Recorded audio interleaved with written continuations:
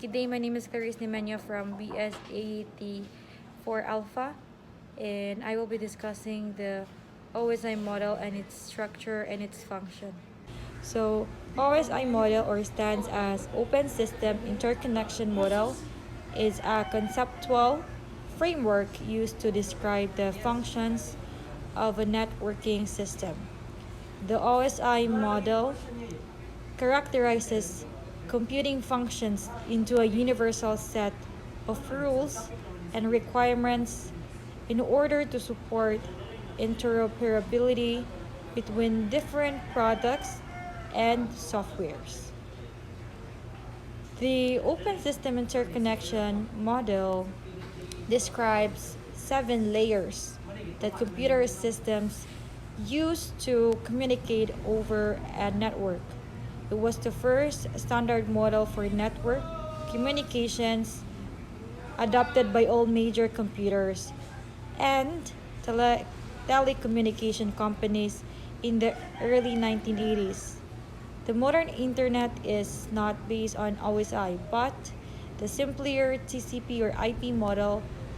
However, the OSI 7-layer model is still widely used as it helps visualize and communicate how networks operate and helps isolate and troubleshoot network problems. OSI was introduced in 1983 by representatives of the major computer and telecompanies and was adopted by ISO as an international standard in 1984. So right now we're gonna describe the OSI layers from top to bottom. From the application layer that directly serves the end user down to the physical layer.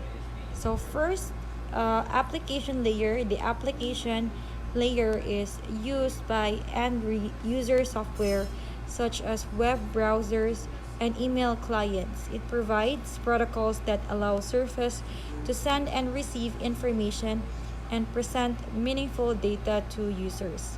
A few examples of application layer protocols are the Hypertext Transfers Protocol, HTTP, and also File Transfer Protocol, which is the FTP, Post Office Protocol, POP, Simple Mail Transfer Protocol, SMTP, and Domain Name System, or DNS. Another layer is presentation layer. The presentation layer prepares data for the application layer. So it defines how two devices should encode, encrypt, and compress data so it is received correctly on the other end.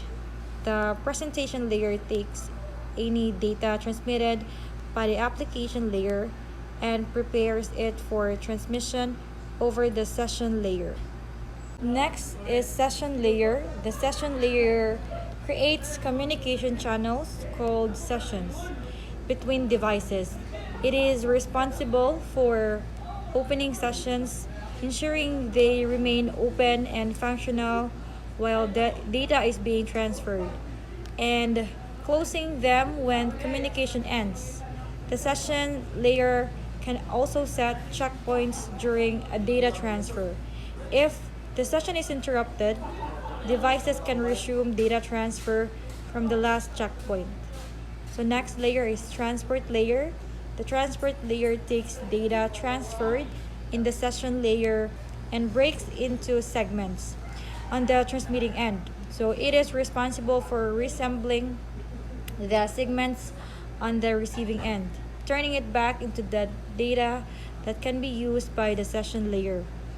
So the transport layer carries out flow control, sending data at a rate that matches the connection speed of the receiving device, and the error control, checking if data was received incorrectly, and if not, requesting it again.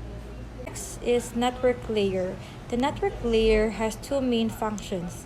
One is breaking up segments into network packets and reassembling the packets on the receiving end. The other is routing packets by discovering the best path across a physical network. The network layer uses network addresses, typically Internet Protocol addresses, to route packets to a destination node. Next is data link layer. The data link layer establishes and terminates a connection between two physically connected nodes on a network. It breaks up packets into frames and sends them from the source to destination.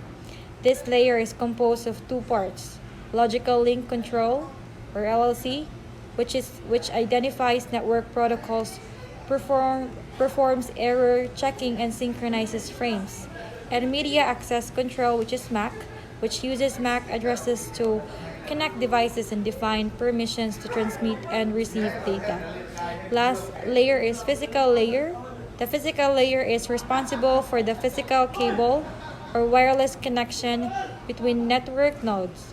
It defines the connector, the electrical cable or wireless technology connecting the devices, and is responsible for transmission of the raw data, which is simply a series of zeros and ones while taking care of a bit rate control. So that are the 7 layers and their definitions, or each functions of the OSI model. Thank you.